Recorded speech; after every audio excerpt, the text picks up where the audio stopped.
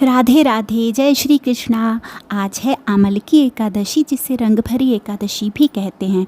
आज मैं आपको रंग भरी एकादशी की बहुत ही प्यारी कथा सुनाने जा रही हूँ।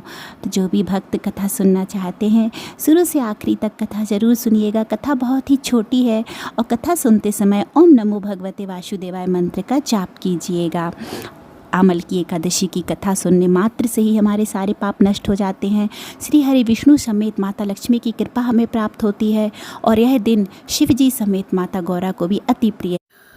ऐसा माना जाता है कि व्रत कथा का पाठ करने से भगवान विष्णु की कृपा से सभी मनोकामनाएं पूरी हो जाती हैं और मृत्यु के पश्चात मोक्ष की प्राप्ति होती है और समस्त पापों से मुक्ति मिलती है। तो कथा शुरू करते हैं।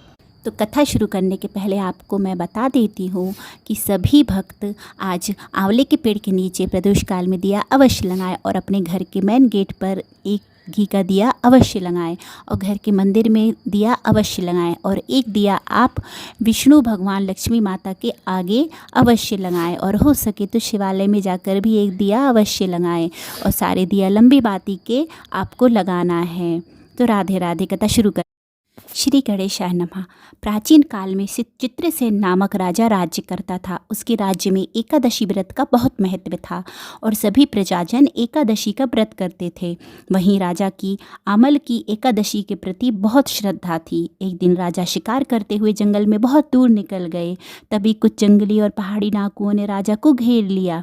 इसके बाद डाकुओं ने शस्त्रों से राजा पर हमला कर दिया, मगर देव कृपा से राजा पर जो भी शस्त्र चलाए जाते थे वो पुष्प में बदल जाते। डाकुओं की संख्या अधिक होने से राजा संज्ञाहीन होकर धरती पर गिर गए।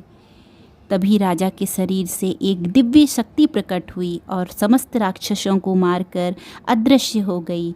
जब राजा की चेतना लौटी तो उसने सभी राक्षसों को मरा हुआ पाया। यह देख राजा को आश्चर्य हुआ कि इन डाकुओं को किसने मारा। तभी आकाशवाणी हुई, हे राजन, यह सब राक्षस तुम्हारे आमल की एकादशी का व्रत करने के प्रभाव से मारे गए हैं। तुम्हारी देह से उत्पन्न आमल की एकादशी की वैष्णवी शक्ति ने इनका संहार किया। इन्हें वहाँ पुनः तुम्हारे शरीर में प्रवेश कर गई।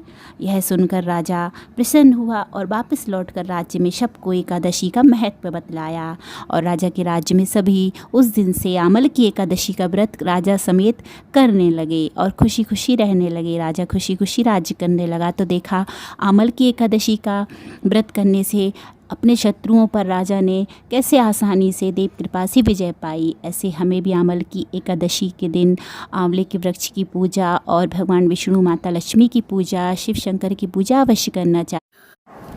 राधे राधे।